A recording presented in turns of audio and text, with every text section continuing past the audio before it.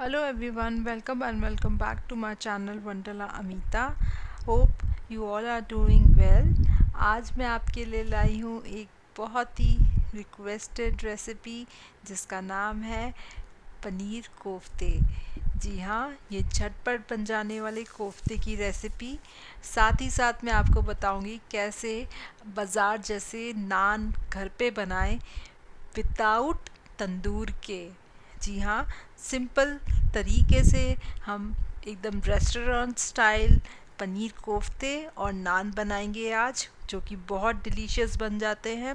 और ये जो कोफ्ते हैं ये इतने सॉफ्ट बनते हैं कि मुंह में घुल जाते हैं। इसकी रिच और क्रीमी ग्रेवी इसके स्वाद को चार चांद लगा देती है।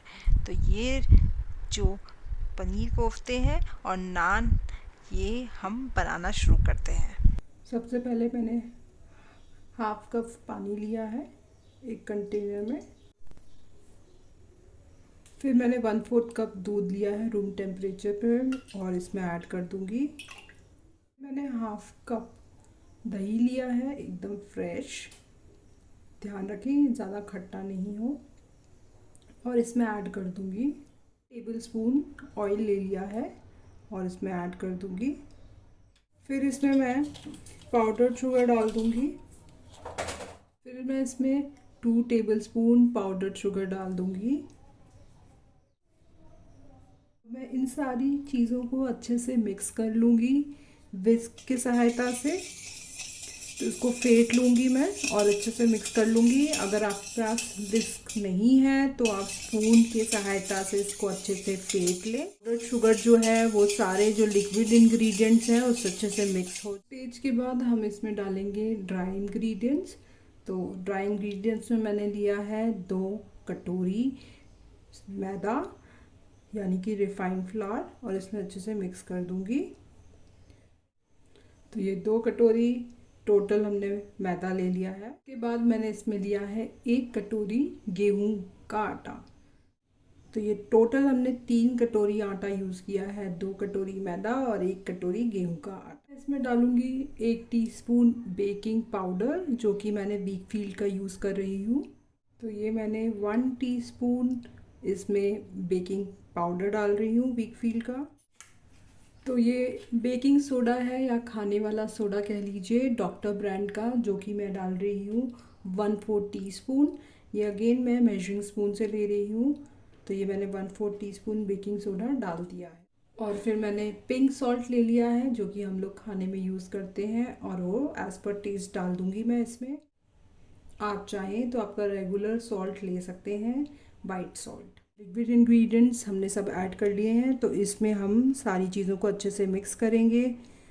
और मैंने यहाँ पे स्पैचुला ले लिया है, उसकी सहायता से मैं इनको अच्छे से मिक्स कर रही हूँ। आप चाहें तो आप हाथ का प्रयोग भी कर सकते हैं इसको मिक्स करने के लिए। एक बार हमारा जो ड्राई और वेट इंग्रेडिएंट है दोनों अच्छे से मिक्स हो जाए उस तब तक हम इसको चलाएंगे। एक बार हमें लगेगा कि ये जो पूरा जो इसका वेट इंग्रेडिएंट है ड्राई से मिक्स हो गया है, उस स्टेज के बाद हम इसे हाथ से नीड करना स्टार्ट करेंगे। तो अभी पहले मैं इसको अच्छे से मिक्स कर लेती हूँ ड्राई और वेट इंग्रेडिएंट्स को। स्टेज पे जितना भी हमारा वेट इंग्रेडिएंट्स था वो अच्छे से मिक्स हो गया है ड्राई में। तो मैं हाथ की सहायता से इसको नीड करूँगी अच्छे से। मैंने पहले क्यों स्पैचुला यूज़ किया था जिसमें एकदम से हाथ पे चिप चिप चिप चिप ना हो, इस वजह से अगर आप मिक्स करते हैं कोई भी स्पून या स्पैचुला के सहायता से तो आपके हाथ साफ रहेंगे और ज़्यादा इसमें स्टिक नहीं होगा आपका जो डो बनाने का इंग्रेडिएंट्स हैं वो सारी चीज़। तो इस वजह से मैंने स्पैचुला यूज़ किया था। अब देखिए कितने आसानी से मैं इसको मिक्स कर पा रही हूँ और मेरा हाथ भी क्लीन निकल रहा है, उसमें बिल्कुल भी स्टिकीनेस नहीं है। तो बस अब मैं हाथ की सहायता से इसको अच्छे से एक डो इकट्ठा कर लूँगी। ये देखिए कितना क्लीन, आप देख सकते हैं ये जो डो का हमारा बाउल है, मिक्सिंग बाउल, ये कितना क्लीन हो गया है। कहीं पे भी कोई भी स्टिकीनेस नहीं है, क्योंकि हमारी जो रेशियो था सारे इंग्रेडिएंट्स का वो बहुत एग्जैक्ट था, एकदम प्रॉपर था। बस इस स्टेज पे ये हो गया है एक डो का बॉल प्रिपेयर। अब इसको मैं लूँगी प्लेटफॉर्म पे और 10 से 12 मिनट के लिए अच्छे से इसको मिक्स। तो अब मैं ये जो हमारा डो है इसको, देखिए ये जो डो है इसको मैं ऐसे होल्ड कर लूँगी और आगे की तरफ ऐसे इसको स्ट्रेच करूँगी। तो इस तरीके से मुझे करना है। 10 से 12 मिनट तक करूँगी, जिसमें जो भी इसका मैदे का ग्लूटन है उसको जितना हम इस तरीके से डो को स्ट्रेच करेंगे उससे हमारे जो नान है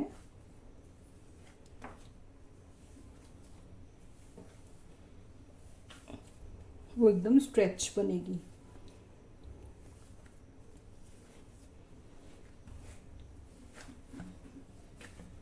तो आप डो को इकट्ठा करें बार बार और फिर पुल कीजिए, इकट्ठा करें और फिर पुल करें। ऐसे 10 मिनट तक आप कर लें। तो इस स्टिच पे हमारा जो डो है वो एकदम ही स्ट्रेची हो गया है और अच्छे से मैंने इसको नीट कर लिया है। तो अब बस मैं इसको मिक्सिंग बाउल में रखूँगी, पर उस मेरा कंटेनर है या फिर मिक्सिंग बाउल है उसमें ऑयल ग्रीस कर दूँगी और ऑयल डालते हुए डो को अच्छे से मिक्स करते हुए इसके ऊपर भी ऑयल डालते हुए अच्छे से इसको ग्रीस कर दूंगी और इसको रेस्ट होने दूंगी। तो ये मैंने ऑयल डाल के ढक दूंगी और इसको रेस्ट होने दूंगी। पनीर कोफ्ते की ग्रेवी बनाने के लिए मैंने ये इंग्रेडिएंट्स लिए हैं। तो मैं रेड ग्रेवी बनाने जाऊंगी। तो उसके लिए मैंने प्याज ले लिया है 1 कप टमाटर ले लिया है, हरी मिर्च ले ली है, मुट्ठी भर काजू ले लिए हैं, मुट्ठी भर बादाम ले लिए हैं, 8 से 10 कली लहसुन की ले ली है। तो ये सारी इंग्रेडिएंट्स हमने ले लिए हैं अपनी ग्रेवी बनाने के लिए पनीर कोफ्ते की। अब सबसे पहले कढ़ाई में तेल ले लूँगी। 2 टेबलस्पून तेल ले लिया है और उसको अच्छे से गर्म हो जाने के बाद उसमें मैंने 1 टीस्पून जीरा डाला है। फिर मुट्ठी भर काजू डाले हैं। काजू डालने के बाद मैंने डाला है मुट्ठी भर बादाम और इसको अच्छे से चला लूँगी। गैस की फ्लेम मीडियम पे रखते हुए इसमें 7 से 8 कली लहसुन की डाल दूँगी। उसके बाद रफली चॉप प्याज डालूँगी और हरी मिर्च डालूँगी और इन सारी चीज़ों को एकदम मीडियम आंच पे थोड़ी देर 2 मिनट कुक कर लूँगी। जैसे ही 2 मिनट हो जाएंगे इसमें डालूँगी हल्दी, धनिया पाउडर, लाल मिर्च और इसको अच्छे से चला लूँगी। जो मैंने मसाले डाले हैं वो एकदम 1/4 टीस्पून डाले हैं और अच्छे से चला लिया है। साथ ही साथ मैंने रफली चॉप किए हुए टमाटर डाले हैं इसमें। आप चाहें तो इधर हाइब्रिड टमाटर का प्रयोग करें और इसको गैस को बंद करते हुए साइड में रख दिया है। साथ ही साथ मैंने अब कोफ्ते बनाने के लिए जो मेन इंग्रेडिएंट्स हैं वो लिए हैं, यानी 2 आलू बॉईल किए हुए उनको कद्दूकस कर लिया है और 150 ग्राम पनीर को कद्दूकस करके इसको एक बाउल में रख लिया है। फिर उसमें मैंने 2 टेबलस्पून मैदा डाला है, ये हमने बाइंडिंग के लिए डाला है। साथ ही साथ कसूरी मेथी डालूँगी हाथ से क्रश करके थोड़ी सी। फिर थोड़ा सा इसमें चाट मसाला डालेंगे और थोड़ा सा आप चाहें तो यहाँ पे धनिया पाउडर का प्रयोग करें और लाल मिर्ची डाली है, हरी मिर्ची डाली है, ये टोटली आपके ऊपर है। इसमें आप जो भी डालना चाहें, ड्राई फ्रूट्स भी डाल सकते हैं और आपको कोई वेजिटेबल्स जैसे कुछ डालनी है इसमें तो भी डाल सकते हैं, बट मैं चाहूँगी कि आप इसको ऐसे ही बनाएं क्योंकि ये पनीर कोफ्ते हैं तो इसमें पनीर की रिचनेस इस रेसिपी की इंग्रेडिएंट रहेगी। तो चलिए अब देखिए, इन सारी चीज़ों को कर दिया था मैंने मिक्स और इस प्रकार से हाथ से डो से मैं बॉल्स प्रिपेयर कर लूँगी, जो कि हम अब डीप फ्राई कर लीजिए या फिर शैलो फ्राई कर लीजिए। मैं सजेस्ट करूँगी इसको शैलो फ्राई करें, धीरे धीरे सॉफ्टली इसको फ्राई कर लें। आराम से फ्राई करें। डीप फ्राई करना चाहें तो डीप फ्राई भी कर सकते हैं। मैंने इसको शैलो फ्राई किया था। आराम से देखते देखते धीरे धीरे इसको आप पलट लें और शैलो फ्राई कर लें। जो गैस की फ्लेम है वो इसमें हाई मत रखिए। एक बार तेल गरम हो जाता है तो मीडियम हाई पे रखते हुए इसको शैलो फ्राई करें। अगर आप डीप फ्राई कर रहे हैं तो डीप फ्राई का मैंने आपको हमेशा बोला है कि हमेशा हाई फ्लेम पे, मीडियम हाई फ्लेम पे एक बार तेल गरम कर लें और उसके बाद फिर मीडियम फ्लेम पे उसको फ्राई कर लें। तो ये हमने शैलो फ्राई किए हैं। हमारे कोफ्ते हैं, जो कोफ्ते के बॉल्स हैं वो अच्छे से शैलो फ्राई होके निकल आए। इस स्टेज पे हमारी जो हमने सब्ज़ी कुक की थी ग्रेवी के लिए, उसको हम प्यूरी तैयार कर लेंगे। और साथ ही साथ हमारी जो पैन है उसमें मैं ऑयल लेते हुए उसमें ज़ीरा, हाफ इंच दालचीनी, 3 इलायची और एक तेज पत्ता डालते हुए गैस की फ्लेम लो पे रखूँगी और इनको अच्छे से कुक कर लूँगी। 1 मिनट बाद हमने जो ग्रेवी है अपनी सब्ज़ी की या फिर इस ग्रेवी के लिए, वो इसमें प्यूरी करके डाल दूँगी और उसको अच्छे से कुक कर लूँगी इसी में। 2 से 3 मिनट बाद जब ये ऑयल रिलीज़ कर देगा इसकी एजेस, तब इसमें थोड़ा सा पानी डाल देंगे। मैंने जार में ही थोड़ा सा पानी डालते हुए उसको अच्छे से इसमें मिक्स करते हुए डाल दिया है। तो आप हाफ कप पानी डाल दें। जब हम 1 मिनट हो जाए, पानी थोड़ा सा उबल जाए, हमारी ग्रेवी थोड़ी थिक हो जाए, तो उसमें 1 टीस्पून धनिया पाउडर, 1 टीस्पून लाल मिर्च, 1/4 टीस्पून हल्दी पाउडर डालते हुए इसको मिक्स कर लें। हल्दी ऑप्शनल है, आप चाहें तो डालें, चाहें तो नहीं डालें, क्योंकि हमने जब फर्स्ट टाइम अपनी जो वेजिटेबल्स या फिर जो सब्ज़ियाँ जो ग्रेवी के लिए हमने जब कुक कर रहे थे तभी हमने ये मसाले डाल दिए थे, तो आप हल्दी को स्किप कर सकते हैं। तो ये ग्रेवी हमारी कुक हो रही है, इसको मैं ढक के रख दूँगी। और इस स्टेज पे हमारी ग्रेवी जो है वो अच्छे से कुक हो गई है, ये रिचनेस हो गई है, रिच थोड़ी सी कुक हो गई है, तो हम इसको बंद कर देंगे। और फिर हम आएंगे अपने डो पे, जो डो हमने नान के लिए प्रिपेयर किया था। अब इसमें एक ख़ास बात आप ध्यान रखें, जब आप इसको रेस्ट पे रखेंगे तो इसको हम कम से कम 2 से 3 घंटे रेस्ट पे रखना है, इसलिए हमने इसको पहले प्रिपेयर करके रेस्ट करने रख दिया था। तो जब भी आप बनाएं तो अपने डो को आप रेस्ट करने ज़रूर रखें, नहीं तो ये अच्छी नहीं बनेगी। अब एक इम्पॉर्टेंट बात कि जब 2 घंटे रखेंगे तो इस कपड़े को, जो भी आप किचन क्लॉथ को ढकेंगे, उसको इतना वेट भी ना करें कि आपका जो डो है वो गीला हो जाए। ये गलती मैंने कर दी थी, इसलिए आप इसे अवॉइड करें। आप ध्यान ज़रूर रखें कि आपका जो आटा है, डो है, वो सूखे ना। तो आप हल्का सा वेट करें, ज़्यादा बार वेट करेंगे तो आपका जो पानी आप टॉल में डालेंगे वो नीचे रिलीज़ होके आटे में चला जाएगा, जिसकी वजह से वो थोड़ा सा गीला हो सकता है। तो इस वजह से मैंने उसको थोड़ा सा मैनेज कर लिया था, तो ज़्यादा कुछ नुकसान नहीं हुआ था। नान हमारे फिर भी बहुत बढ़िया बने थे।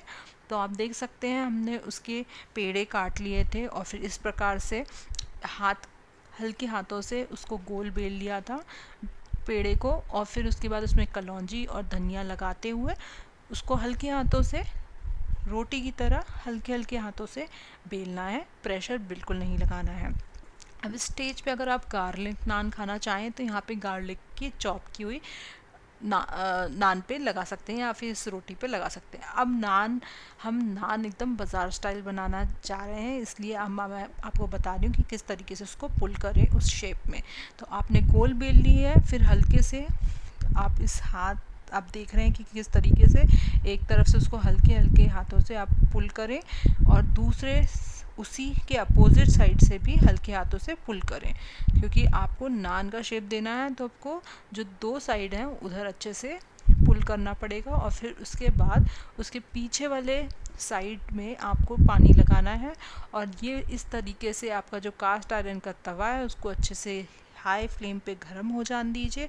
और जैसे वो गर्म हो जाएगा तो वो गीली साइड जो आपने किया है उसको आप इस पे तवे पे रखते हुए इस प्रकार से left right up down, left right up down करके कम से कम 5 मिनट इस तरीके से चेक करते हुए कुक कर लें। तो आपको इस प्रकार से आपके जो कास्ट आयरन के तवा है उस पे नान को कुक करना है।